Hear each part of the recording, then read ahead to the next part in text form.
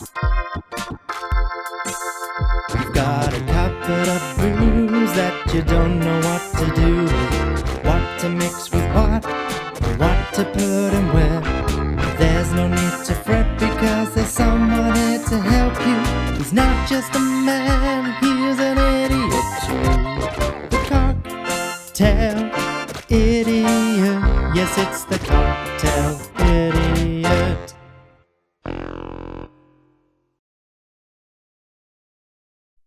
It's cocktail time with your host, me, Jonty, the cocktail idiot, and the camera lady. Georgie. Yes, Me. perfect. We got it right. 10 hours of practice, and we got there in the end. So today, we are going to be making a Bahama Mama, a tiki cocktail to go with my tiki shirt. Interesting one. There's many different ways you can make it. So we're going to do sort of the original, which isn't the original, and then we'll learn all about interesting things about it in history time. Okay. Ready to roll? Yes. So you're going to need white rum, you're going to need dark rum, you're going to need coconut rum, you're going to need coffee liqueur, you're going to need a lemon, and then you're going to need orange juice and pineapple juice. Now, you can change your white rum, which I think the original does call for overproof rum, so high volume alcohol percentage for jiggery, and you can leave out the orange juice. Make sense? Why would you leave it out if it's tiki?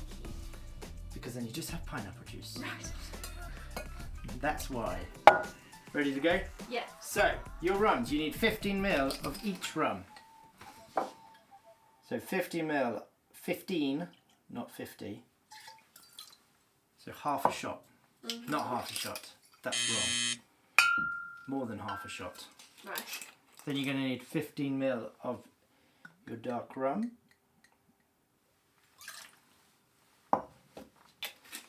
It's a lot of rums, George. Yeah. You have to be a rum person Yes. or a fruity person. Good thing is, I'm both. Right, that's your rums. Then you're going to need about half of 15 ml, so 7.5 Oh, that is So, absolutely just a little bit ridiculous. of coffee liqueur. The measurements you can mess around with. Okay. See what you like. Then get our lemon, and then you're going to need 15 ml. Which one are you going? I'm going to go with that one. I am going to measure it Okay. because I'm a good bartender. Strong stuff, that lemon. Strong stuff. Right, juices. You want a total of about 120 ml. So about 60 of each. Splashed with that. This one I'm actually branded. Branded? I don't know if Tropicana is any good. Well, some people like it. Oh gosh. Look at all that extra going in. That was 10 ml precisely. And that is everything you need.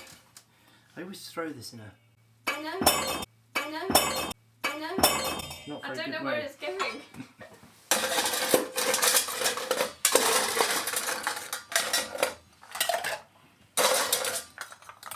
Fill it up with ice.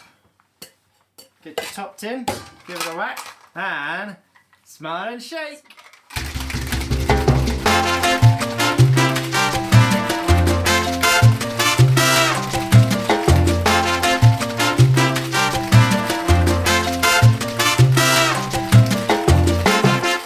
Perfect. Perfect.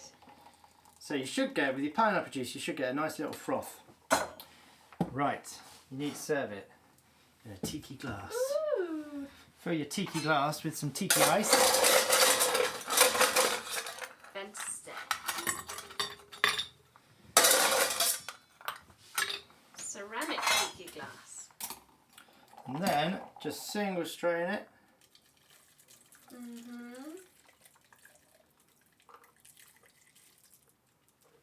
Fruity.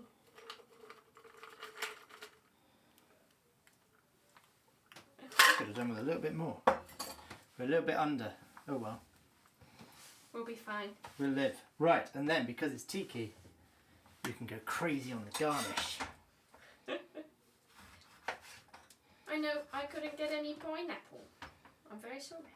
Couldn't get any pineapple? No, I like the pineapple leaves. Why are you looking at me like that? Oh, you did get here! Got pineapple leaf. One. Sorted. Just one Just leaf. one pineapple leaf. We're going to do cherry. Mm-hmm. We're going to do an orange. Yeah. Like that. And we're going to do a pineapple leaf. And then you need a straw. Oh, fancy. And then you need a little stirrer. Whee. And there, if I can get to balance, we have... Get rid of that. No one can see that. Looks like you're grabbing thin air. The little pineapple hair on it. Okay. There we have one Bahama Mama.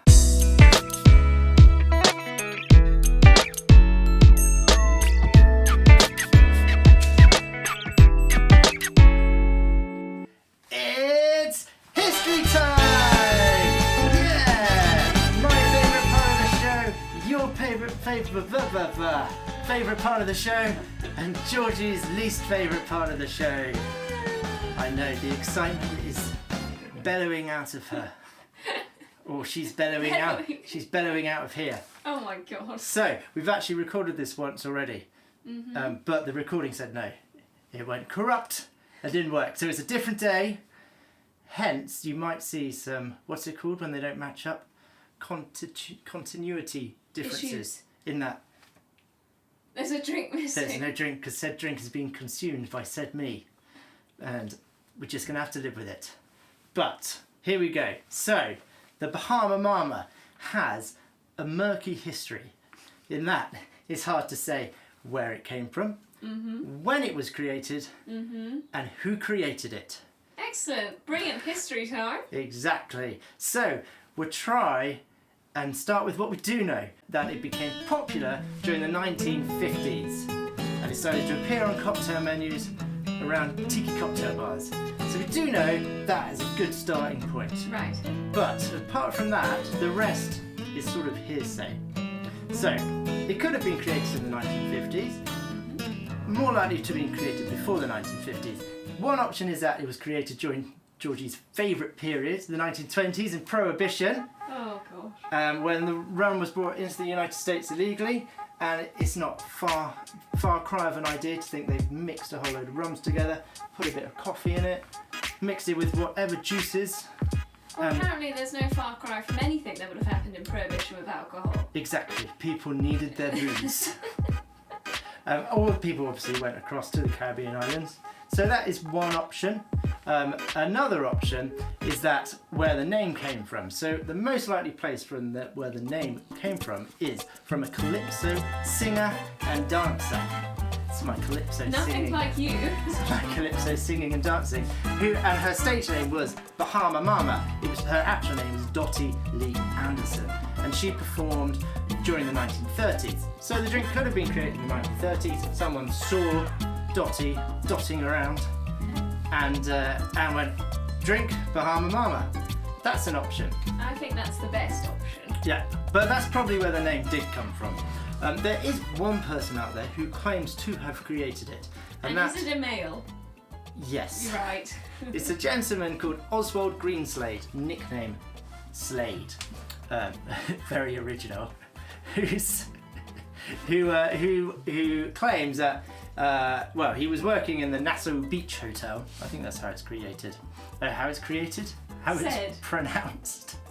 And he did end up writing a cocktail book called One More Cocktail, A Guide to Making Bohemian Cocktails. And in that book, he says that when he was working at the hotel, he created the Bahama Mama, which is great until you look at his website when he says he didn't start working in the hotel until 1961. And as we learnt earlier in history time, the drink was already around in the 1950s.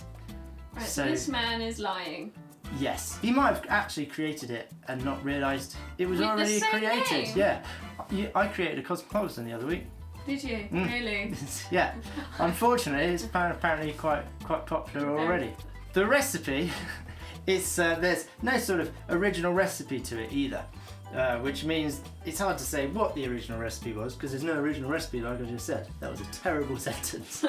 But it did originally definitely contain coffee and rums, whereas nowadays when you go in a bar, you're unlikely to find it with coffee and rums. More likely with Grenadine and other juices, which is actually quite a nice cocktail. And I will at some point do a short video on my favourite way of making the Bahama Mama, and I'll link it up here somewhere. That's far too high. Why? That's beyond the roof. People can't see up there. No, do like 9 o'clock. No, is it 3 o'clock for you? 3 o'clock for me. 3 o'clock for me is there. Yeah, I know, but your finger's You want weird. 1 o'clock. It's just odd pointing. Practice pointing for next video. Done. Okay, tick, practice pointing. And that's it for history time. That's the end of the video. Don't forget to like, comment and subscribe and all the other bells and whistles that Georgie always tells people to do. And thank you for watching and See you next time. exactly. Chin chin.